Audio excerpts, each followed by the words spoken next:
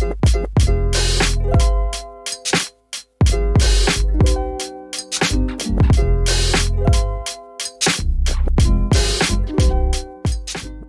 going to talk about Alex Pereira again, man. I feel like this is he's becoming the savior of my channel in some regard.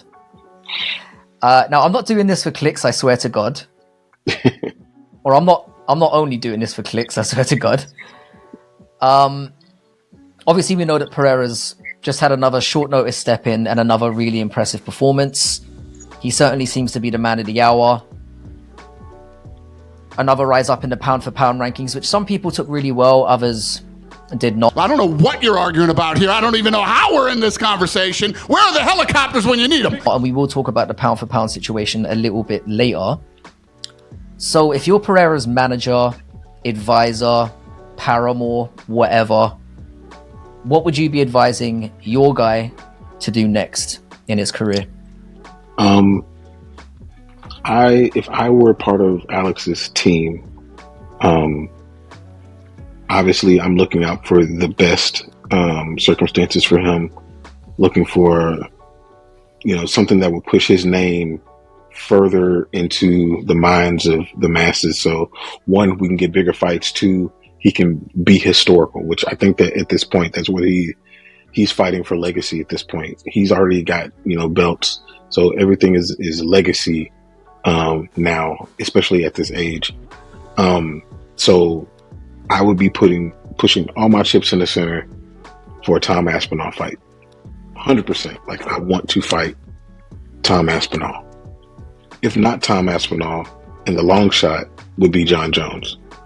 I say it's the long shot because we all know that John has an agenda. He wants to beat Stipe and possibly leave, even though he's not framing it that way. I would be trying to fight Tom Aspinall on the biggest card that I could possibly find, whether that's a New Year's, the first card of the year, whatever, or International Fight Week, or whatever it is. Like, that's the fight that I would be angling for if I were him. I mean, I think it's kind of a no-brainer at this point, because any fight at light heavyweight is not going to do anything. He would be the A side, the B side, and the C side. Anybody that he fights would be a D or an F. So it's better to do that. The only other fight outside of this one that I think would do good numbers, do something possibly maybe for his legacy a little bit, would be to fight Izzy again. No, God, please, no. But Izzy has to do work for that to happen. So there's a lot of what ifs with that one. Tom is the one that's right there if Tom gets through one guy. Yeah, no, I can see where you're coming from there. I mean, when I first thought about framing this question, like, part of me because I've been going back and forth on Twitter with a lot of people in particular, and it's been people of the, let's just say they favor the Dagestani fighters. Retard alert! I'll put it that way. Yeah. I've been getting into a lot of, and some nasty back and forths with some people on Twitter. And part of me was like, he should just shut those people up and possibly take the Ankalaev fight next. But, I kind of feel like I've been beating this drum forever now. I just don't think Ankalaev really deserves it. Basically, fuck him. Like, do I want this fight to be over with? Absolutely, I just want it kind of done.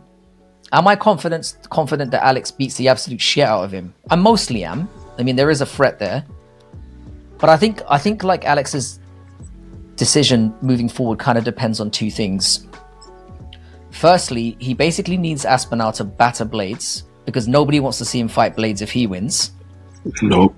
Part of me thinks if he waits like a little and Jones beats Stipe, that in a strange way, and this is a crazy thing to say considering Aspinall is the interim, he might be more likely to get that fight than Tom ever will.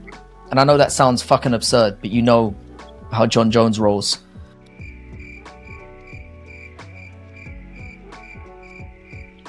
I think what he should do is wait to see what happens with the Tom fight. If Tom loses, then he should take on Ankalaev around the same time that John Jones and Stipe fights. If Tom wins, you take that fight around about the same time.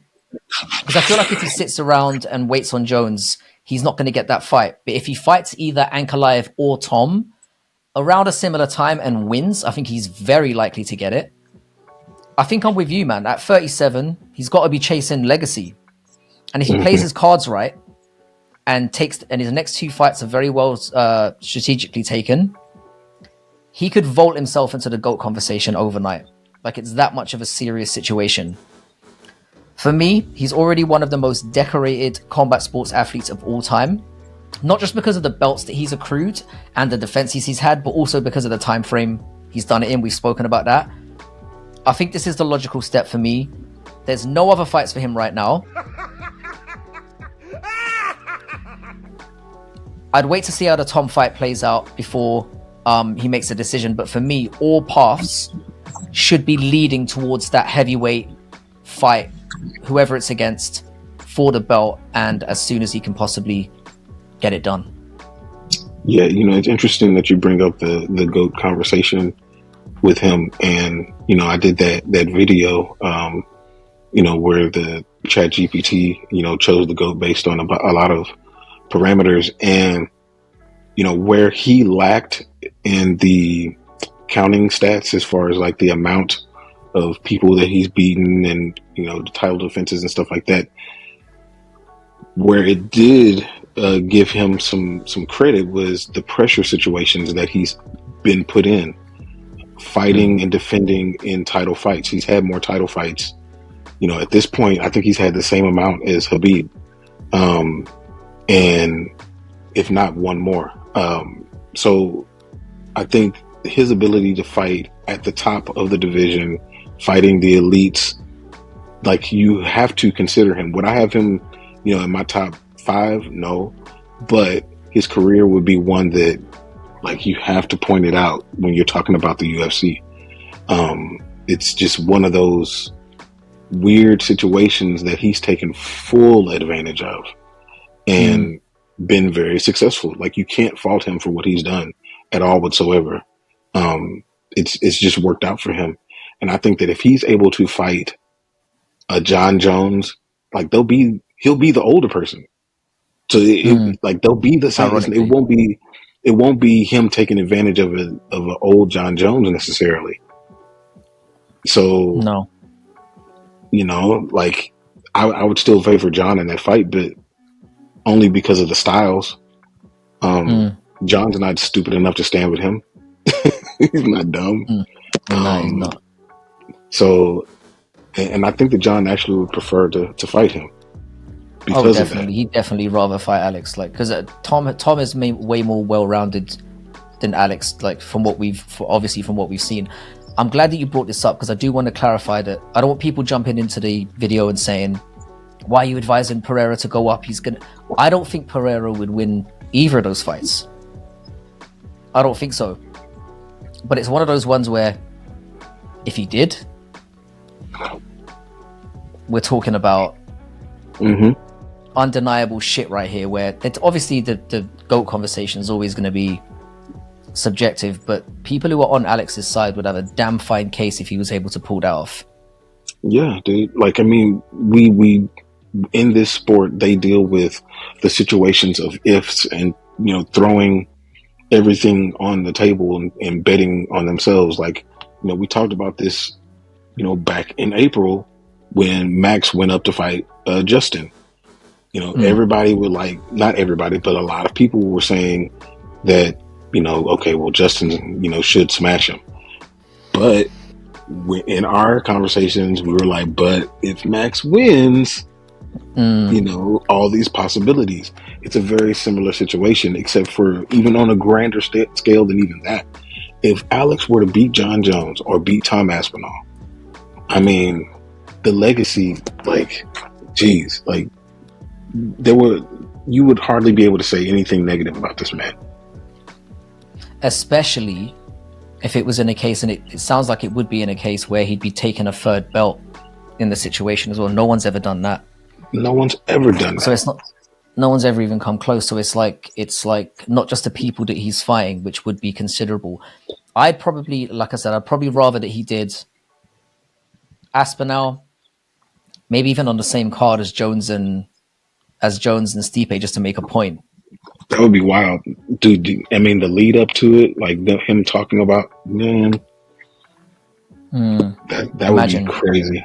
That would be crazy. And it would literally be they could set it up in a way where they shame John Jones in that very moment. So whoever wins that fight would be like, John Jones, I want you next. I'm the interim champion. Let's make this, and it's a way that where the interim title wouldn't be broken up until later on that night. So it would add significance to it.